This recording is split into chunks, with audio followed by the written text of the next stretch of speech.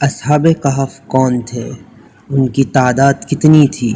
وہ کتنا عرصہ سوتے رہے اور ان کے نام کیا تھے؟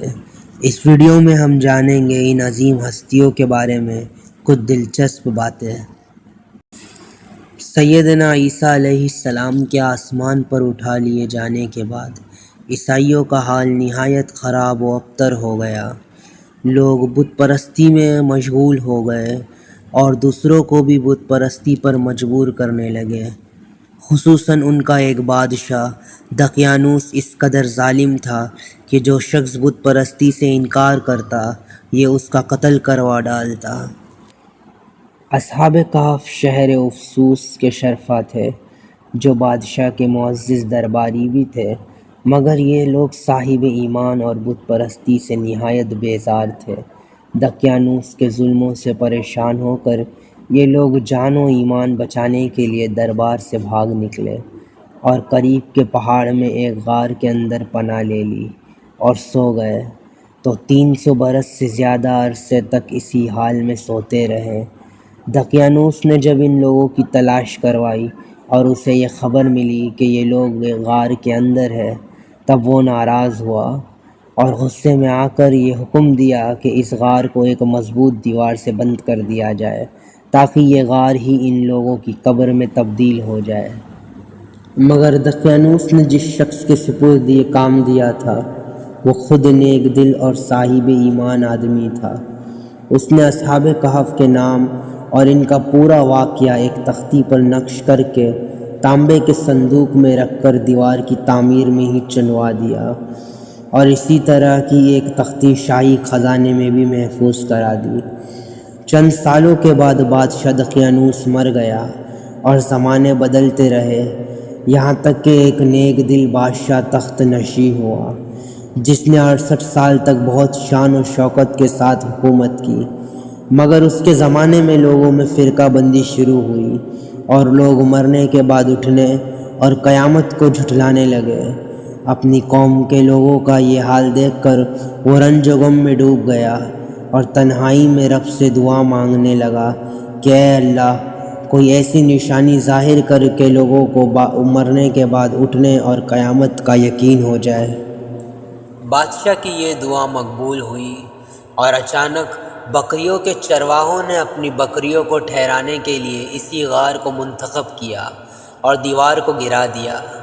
دیوار گرتے ہی ان لوگوں پر ایسی ہیبت لرزہ ہوئی کہ دیوار گرانے والے وہاں سے بھاگ گئے اور اصحاب کہف بحکم الہی اپنی نیند سے بیدار ہوئے۔ ایک دوسرے سے سلام و کلام کے بعد عبادت میں مشغول ہو گئے۔ جب ان لوگوں کو بھوک لگی تو ان لوگوں نے اپنے ایک ساتھی یملیخا سے کہا کہ بازار سے کھانا لاؤ اور یہ بھی معلوم کرو کہ دقیانوس ہمارے بارے میں کیا رائے رکھتا ہے۔ یملیخا غار سے نکل کر شہر گئے تو منظر دیکھ کر حیران رہ گئے کہ شہر کا نظارہ و لوگ پوری طریقے سے بدل چکے ہیں اور اب پورے ہی شہر میں دین عیسوی کا چرچا ہے اور لوگ اب کھلے عام کلمہ عیسیٰ علیہ السلام پڑھ رہے ہیں۔ یملیخا یہ سب دیکھ کر سوچ میں مبتلا ہوئے کہ اس شہر میں تو دین حق کا نام لینا جرم تھا، اب بھلا یہ انقلاب کیسے اور کب ہوا؟ پھر یہ ایک نان بائی کی دکان پر کھانا لینے گئے اور دقیانوسی زمانے کا سکہ دکاندار کو دیا جس کا چلن اب بند ہو چکا تھا، بلکہ کوئی اس سکے کا دیکھنے والا بھی باقی نہ تھا۔ دکاندار کو شبہ ہوا کہ اس شخص کو پرانا خزانہ ملا ہے، چنانچہ دکاندار نے ان کو داروغہ کے سپرد کر دیا۔ داروغہ نے ان سے خزانے کے بارے میں سوال کیا کہ بتاؤ بقیہ خزانہ کدھر ہے؟ یملیخا نے کہا کہ یہ میرا ہی سکہ ہے۔ داروغہ کہنے لگے کہ ہم کیسے مان لیں یہ تمہارا ہی ہے؟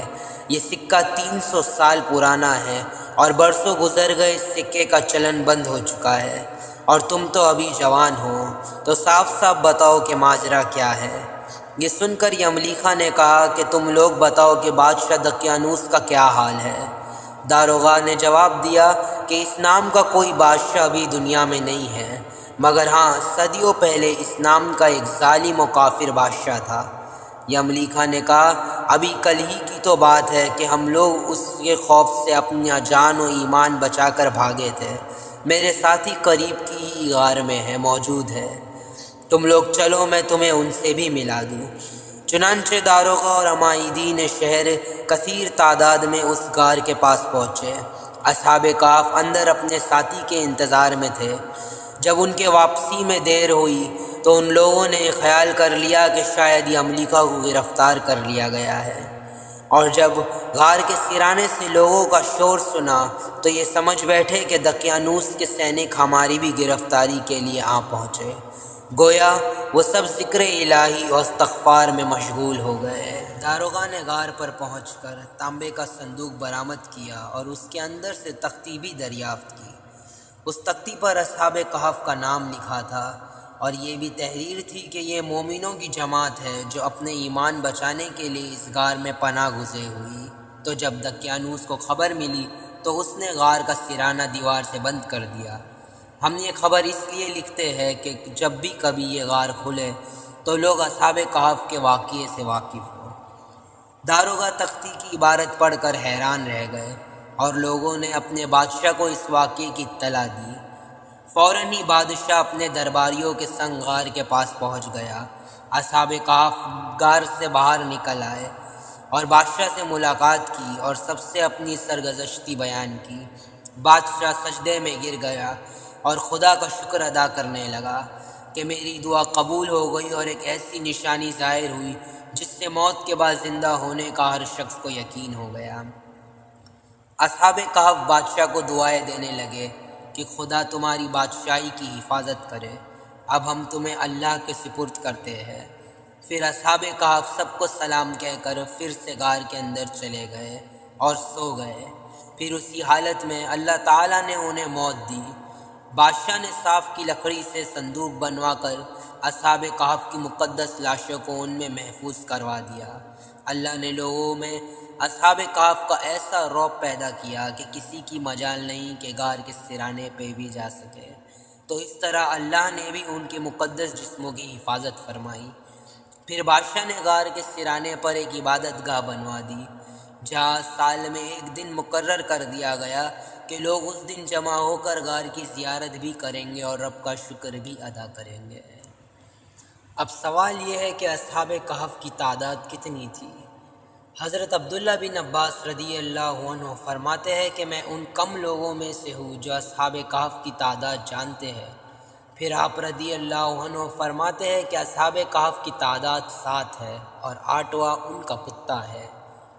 اصحاب کہف کے نام کیا ہے؟ یوں تو ان کے ناموں میں بھی بہت اختلاف ہے، مگر سب سے مقبول حدیث یہ ہے کہ حضرت علی رضی اللہ عنہ فرماتے ہیں کہ اصحاب کہف کے نام یملیکا، مخشلینا، مشلینا، مرنوش، دبرنوش، شازنوش ہے، اور 7واں شخص ایک چرواہا تھا جو ان لوگوں کے ساتھ ہو گیا تھا۔ حضرت علی رضی اللہ عنہ نے ان کے نام کا ذکر نہیں کیا اور فرمایا کہ ان کے کتے کا نام کتمیر تھا اور ان کے شہر کا نام افسوس تھا۔ اصحاب کہف کتنے عرصے سوتے رہے؟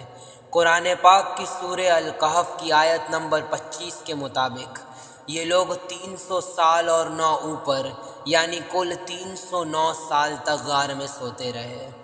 جب یہ آیت نازل ہوئی تب عیسائی یہ کہنے لگے کہ ہم 300 سال کے متعلق تو جانتے ہیں مگر 9 سال کو نہیں جانتے، جس پر پیارے آقا صلی اللہ علیہ وسلم نے ارشاد فرمایا کہ تم لوگ شمسی سال سے حساب کر رہے ہو، اور قرآن نے قمری سال کے حساب سے مدت بیان کی ہے، اور ہر شمسی سال کے 100 برس میں 3 قمری سال بڑھ جاتے ہیں۔ امید کرتا ہوں کہ آپ کے علم میں کچھ نہ کچھ ضرور اضافہ ہوا ہوگا۔ اگر ویڈیو پسند آئے تو شیئر ضرور کیجیے۔ السلام علیکم ورحمۃ اللہ وبرکاتہ۔